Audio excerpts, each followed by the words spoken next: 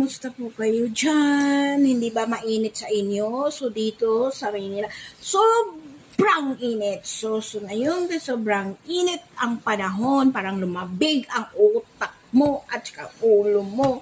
So, malamig. So, ano ba gawin natin? Parang malamigan yung ulo natin. So, for today's video, ngayon, may gawin po tayo. Parang malamig ito po. So, ngayon, yun, may ice cream tayo dito. Ito po ice cream. So, ito flavored chocolate. So, ang tigas.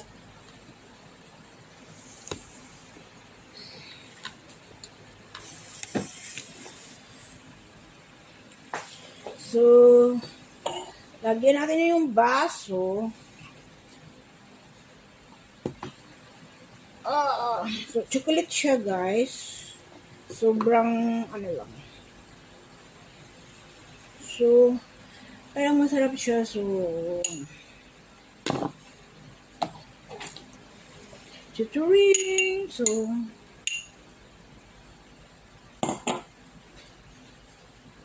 kalaki na tao. Ito siya, avocado flavor. So, na-mix-mix siya. So, diba?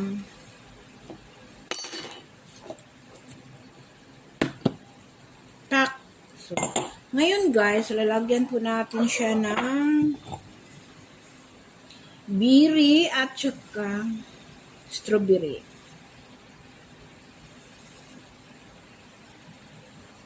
Lagyan natin yung strawberry guys. Ganyan. Saka berry. So, yummy! So, maliit kasi yung ano natin. Parang salad siya. So, ipopost natin yung prutas. Kasi may ilalagay po tayo.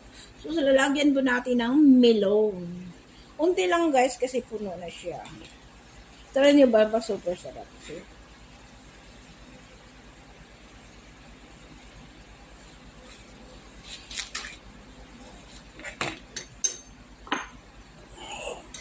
So,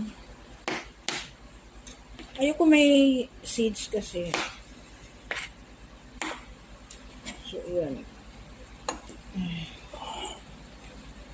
Yun. So, ngayon may mangga po tayo. So, ina-max natin. Hatiin na natin kasi maliit lang yung lagay natin. So,